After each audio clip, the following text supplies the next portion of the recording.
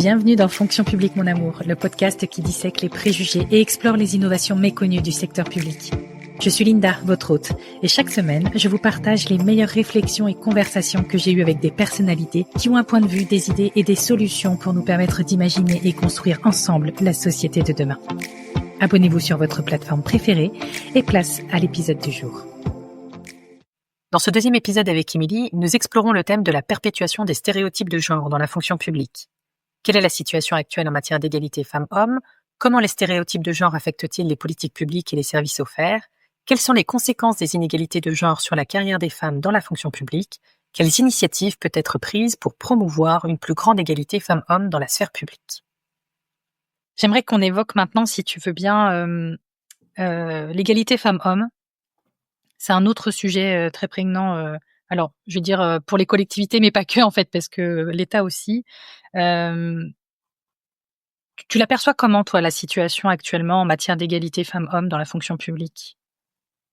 Alors c'est vrai que le sujet de l'égalité femmes-hommes et de la lutte contre les violences sexistes et sexuelles, c'est pour moi un de mes leitmotifs principaux dans les actions que j'entreprends, que ce soit dans un cadre professionnel ou dans mes engagements extra-professionnels.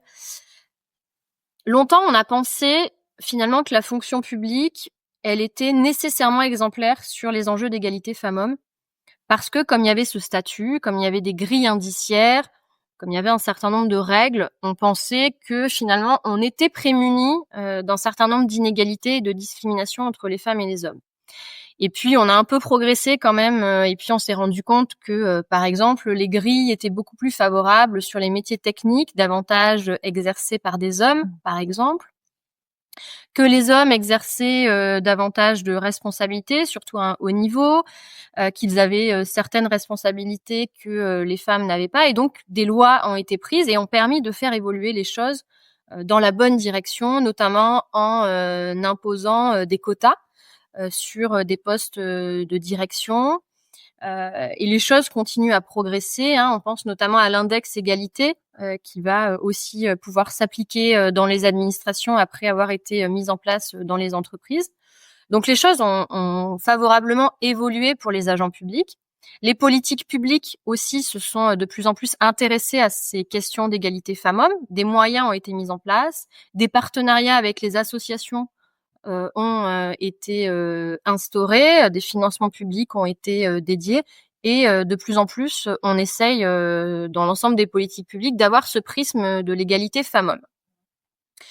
Bon, ce qu'on voit quand même aujourd'hui, c'est que maintenant, les derniers pas qui nous restent à réaliser, ce sont les plus peut-être compliqués parce que on touche à des dimensions qui peuvent être sociologiques, sociétales, intimes, extrêmement profondes.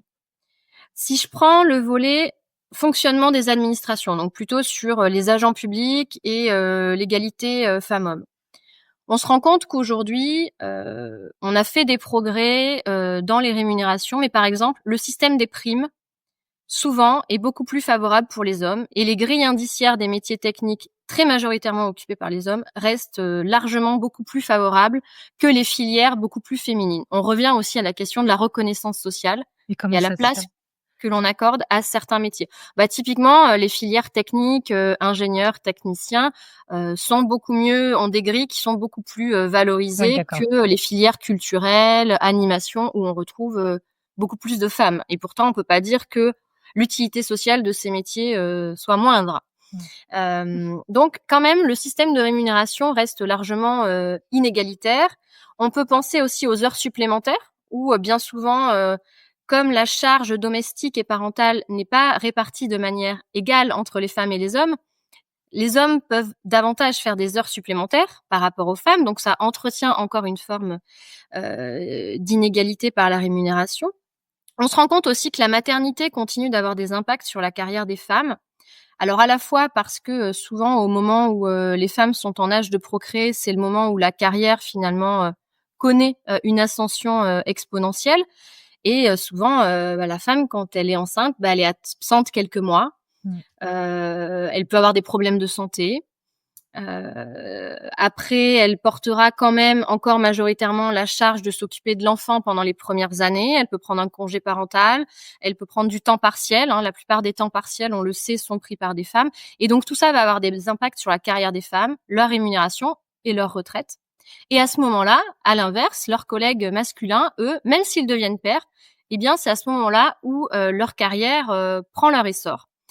Et donc la maternité reste aussi extrêmement discriminante dans la carrière des femmes et il y a aussi une pensée, alors moi je le vois dans les réseaux sociaux dès que je poste des choses sur les femmes, il y a quand même une partie de la population qui continue à penser que c'est normal que les femmes soient moins valorisées en termes de rémunération, en termes de responsabilité, parce qu'elles ont la charge des enfants et que finalement c'est un choix.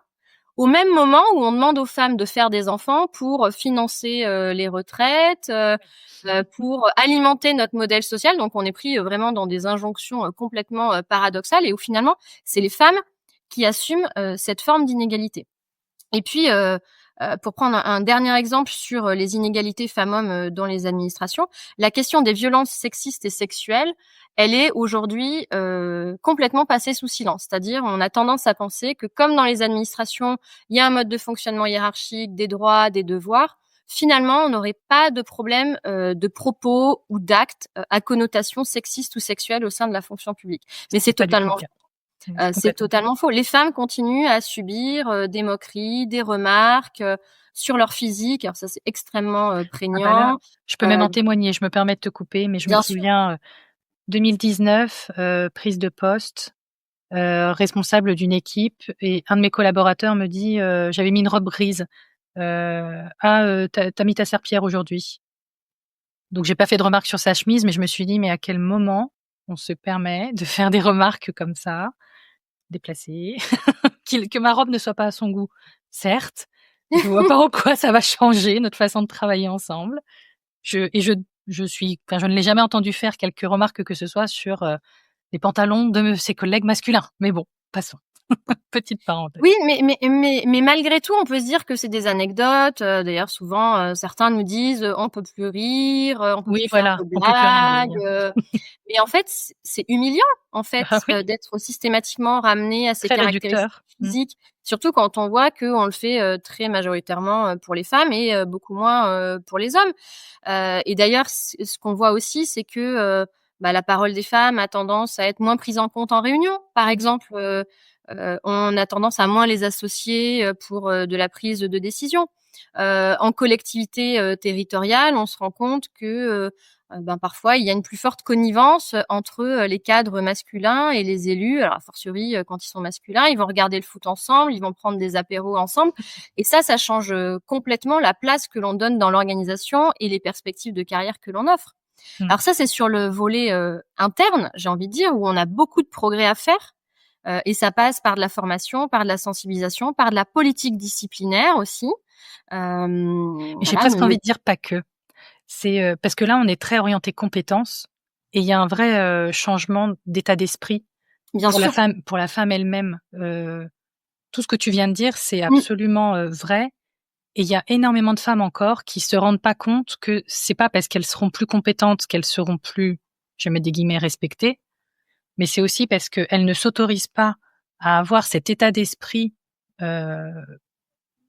C'est même pas un état d'esprit, masculin, c'est très mal dit, mais ou en tout cas le même état d'esprit que leurs collègues masculins, et qui eux sont pas forcément plus compétents qu'elles d'ailleurs. C'est même plus une histoire d'état d'esprit que de compétences d'ailleurs, contrairement à ce que beaucoup pourraient croire, que ce soit côté homme ou femme. Enfin, ça c'est quand même. C'est vrai parce que d'ailleurs on se rend compte que il y a eu un certain nombre d'études qui montrent que une femme ne prendra un poste que si elle maîtrise complètement toutes les dimensions du poste, alors qu'un homme se contentera d'en maîtriser une partie seulement. Tout à fait. Mais j'ai un peu de mal quand même quand on dit que c'est aux femmes de prendre le pouvoir, de changer d'état d'esprit, parce que encore une fois, finalement, on met la charge sur les femmes de lutter contre un système ou de s'approprier des codes qui sont anormaux, dysfonctionnels. Et donc, finalement, on se pose pas la question des dysfonctionnements systémiques. On dit aux femmes, en gros, débrouillez-vous avec ça.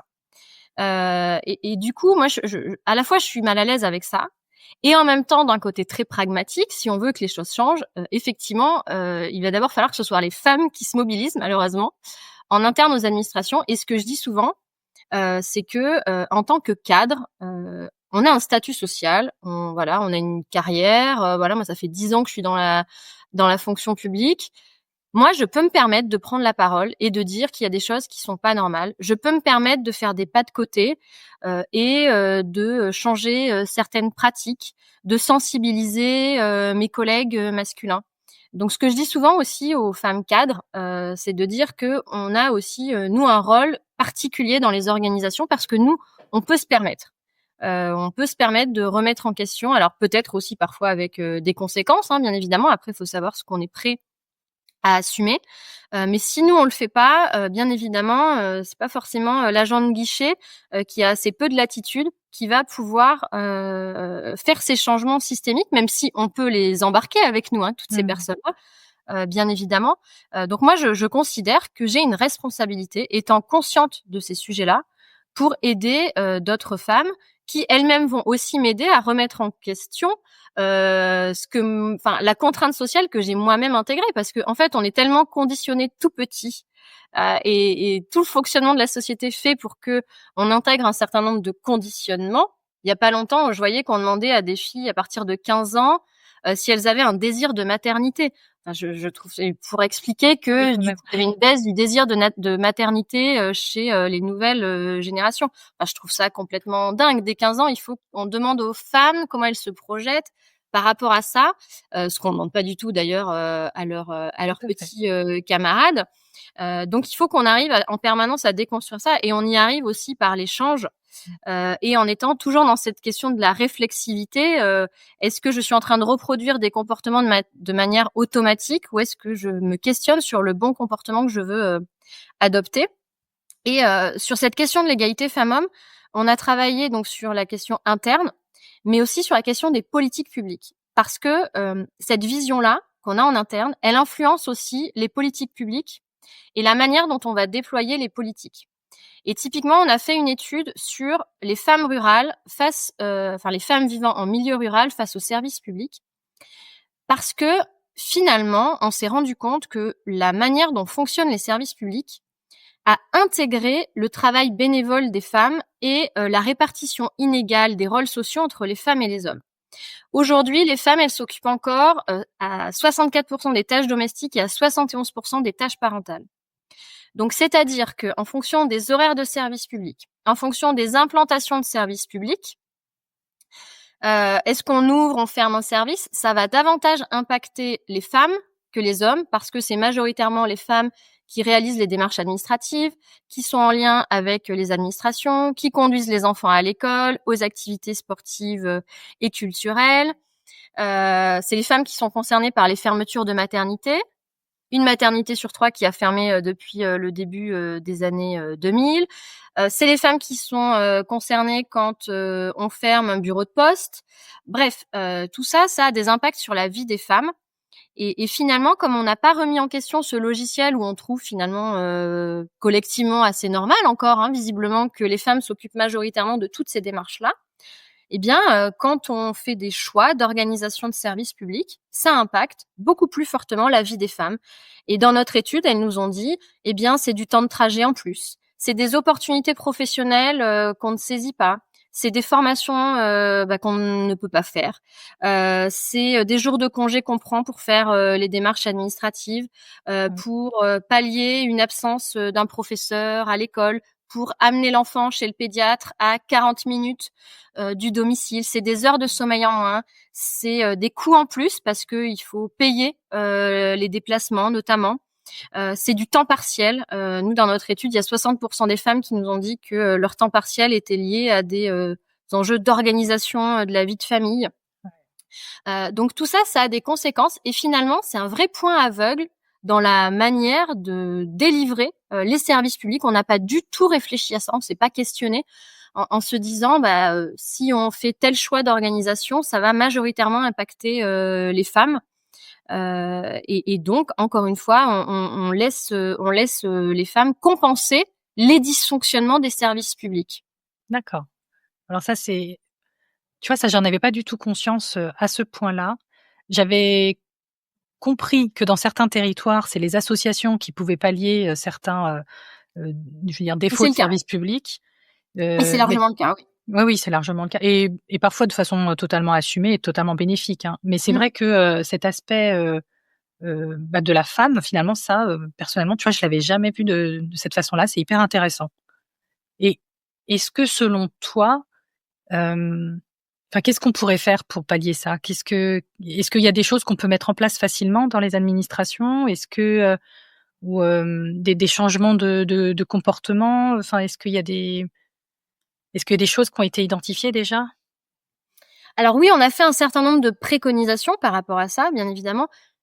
Mais j'ai envie de dire la première solution, c'est déjà de poser le sujet, de se poser la question, de se dire en conscience qu'il y a un sujet et qu'il faut le prendre à bras le corps, parce qu'aujourd'hui c'est pas du tout un sujet. Et ensuite, c'est de se poser la question des horaires d'ouverture des services publics, de la distance et des modalités d'accès aux services publics, parce que typiquement dans les territoires ruraux, là où on est parti du postulat que tout le monde avait une voiture individuelle et qu'il était facile de se déplacer, aujourd'hui on se rend compte que les choses sont un peu plus compliquées que ça et que la transition écologique va aussi remettre en question complètement ce modèle. C'est de se poser la question de comment on compense les coûts, parce que il existe ce qui s'appelle la théorie du pot de yaourt. Oui. C'est-à-dire que les femmes ont tendance à prendre davantage en charge les dépenses courantes du foyer, donc les frais de garde, les frais de carburant pour amener les enfants à l'école, aux activités culturelles et sportives, la nourriture, et donc du coup ça pèse sur le budget des femmes. Donc est-ce que on ne devrait pas aussi compenser ce coût-là? On a des préconisations aussi tendant à mieux prendre en compte les besoins des femmes. On l'a vu sur la santé féminine. Aujourd'hui, on parle beaucoup de la problématique des déserts médicaux au regard notamment des médecins généralistes. On parle assez peu dans le débat public du manque de gynécologues, du manque de spécialistes ou de sages-femmes dans les territoires pour pouvoir traiter les problématiques spécifiques aux femmes. Et puis les femmes sont rarement incluses dans la co-construction et la conception des politiques publiques pour qu'on prenne en compte leurs besoins. L'enjeu étant bien évidemment de ne pas reproduire ces biais de genre et de faire en sorte que les hommes, eux aussi, puissent s'acquitter d'un certain nombre de tâches domestiques et parentales et de cette relation de service public. Donc c'est des enjeux culturels, donc ça c'est bien évidemment un enjeu à l'échelle sociétale, d'éducation à l'école. Les associations aussi œuvrent beaucoup en ce sens, mais c'est aussi une responsabilité des employeurs. Et ça aussi, c'est une préconisation qu'on fait, c'est-à-dire que si les employeurs favorisent la possibilité de facilement s'organiser pour les femmes comme les hommes, télétravail, semaine de 4 jours, horaires flexibles, possibilité de faire des démarches sur le temps de travail, à condition bien évidemment de s'acquitter de son travail, et que ça ne pèse pas uniquement ou majoritairement sur les femmes, ça peut être aussi un effet de levier pour permettre de mieux partager les tâches entre les femmes et les hommes.